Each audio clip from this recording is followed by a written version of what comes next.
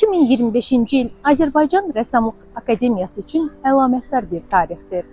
Bildiyimiz kimi 2000-ci il 13 iyun tarixində Ulu Öndər Heydər Əliyevin fərmanına əsasən Azərbaycan Rəssamlıq Akademiyasının yaranmasına qərar verildi. Bu, bütöv Azərbaycan mədəniyyəti üçün əlamətdar bir tarix idi. Respublika Prezidenti Heydər Əliyevin fərmanı. Azərbaycan Mədəniyyət və İncəsənət Universitetinin Təsviri Sənət Yönümlü fakültələrinin və Azərbaycan Dövlət Rəssamlıq Texnikumunun bazasında Azərbaycan Rəssamlıq Akademiyası təsis edilsin. Akademiyanın nəzdində fəaliyyət göstərən İncəsənət Kolleci yaradılsın. Akademiyaya xüsusi bina ayrılsın və Azərbaycanın xalq rəssamı heykəltəraş Ömər Eldarov Akademiyanın rektoru təyin olunsun. Azərbaycan Respublikasının Prezidenti Heydər Əliyev. Bakı şəhəri 13 iyun 2000-ci il. 25 ildə bu ali təhsil ocağının dünəni, bugünü və sabahki perspektivləri barədə danışmaq üçün Azərbaycan Rəssamlıq Akademiyasının rektoru, xalq rəssamı, professor Natiq Əliyevlə müsahibik. Bu illəri akademiya üçün çox önəmli bir ildir. Bu illəri akademiya yaranmasının 25 ili tamam olur və bu akademiyanın açılmağı birbaşa Ulu Öndərin adı ilə bağlıdır və biz bundan böyük şərəf duyuruq və bununla fəxr edirik ki, bizim akademiyanı Ulu Öndər Heydər Əliyev açıb 2000-ci ildə. Bu Azərbaycan xalqına, Azərbaycan rəssamlığına, Azərbaycan incəsənətinə Heydər Əliyevin hörməti idi, töhfəsi idi və bu akademiyada açıldı. Bu akademiyanın açılandan burada Azərbaycanın ən görkəmli rəssamları burada dərs veriblər.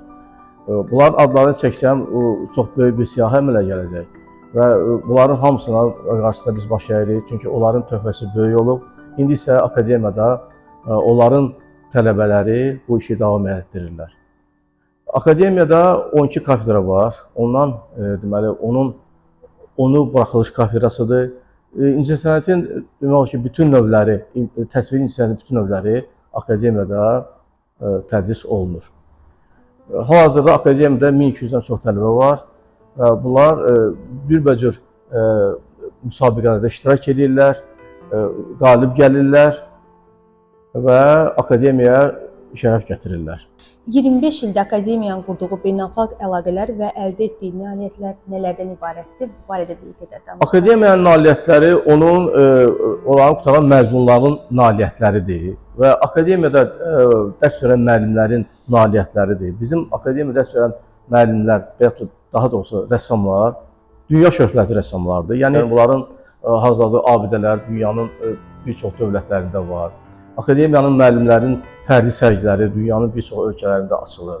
Bizim tələbələrimizin sərgiləri, tələbə sərgiləri digər xarici dövlətlərdə açılır və bu ilə da onlar akademiyanın adını hər yerdə yüksəldirlər. Bu da bizim akademiyanın nailiyyəti. Akademiyanın nailiyyətləri tələbələrin səviyyəsidir. Oranı bitirən tələbələr səviyyəsidir və biz indi əgər statistikaya baxsaq görərək ki, Azərbaycanın indi ən aparıcı gənc rəssamları akademiya məzunlarıdır. Və onların bir qismi akademiyada dərs verir, bir qismi isə öz fərdi yaradıcılığı ilə məşğul olurlar. Qeyd eləməliyəm ki, əlbəttə biz əgər son zamanlar ümumiyyətlə sərgilərə fikir versək, görək ki, sərgilərdə iştirak edən gənc rəssamların əksəriyyəti akademiyanın məzunlarıdır. Və yaxud da ki, əgər şəhərdə hansısa bir abidələr qoyulursa, fərdi sərgidə açılırsa, yenə biz baxsaq görərək ki, ya bu akademiyanın müəllimləridir, ya bunların tələbələridir.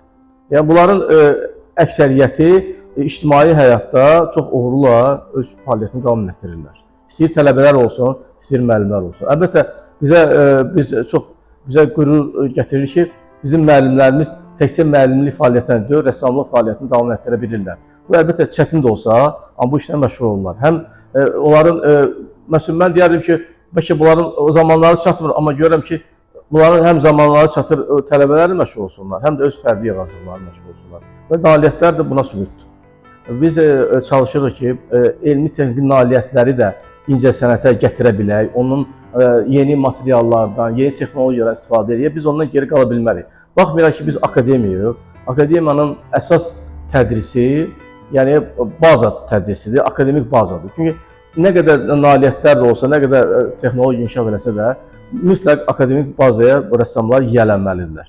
Və biz çalışırıq ki, aşağı kurslarda tələbələrə bu akademik bazanı onlara yiyələndirək və yuxarı kurslarda isə onlara nisbətən sərbəstlik verir ki, bunlar müasir dünyada yaşayırlar və inteqrasiya olmalıdırlar müasir incəsənətə. İndi bilirsiniz ki, bu texnologiya inkişaf etdiyi vaxtda biz istənilən sərgiyə biz internet vasitəsilə baxa bilərik. Hansısa bir dövlətdə hansısa bir müəyyən tədbirlər keçirilirsə, mədəniyyət tədbirlər keçirilirsə, onlara biz baxa bilirik, izləyə bilirik və onlardan istifadə də edə bilirik.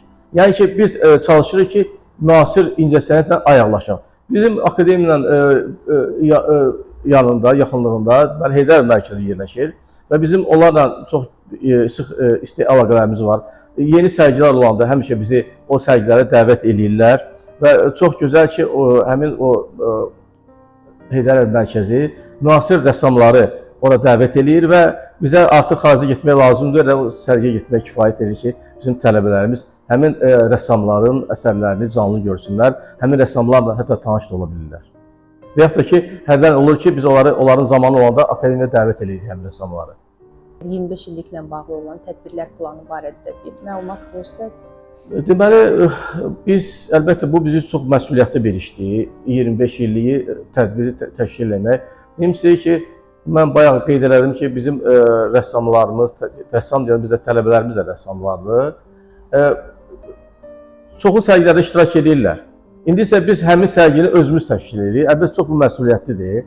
Və biz çalışacağıq ki, geniş bir sərgi təşkil edək.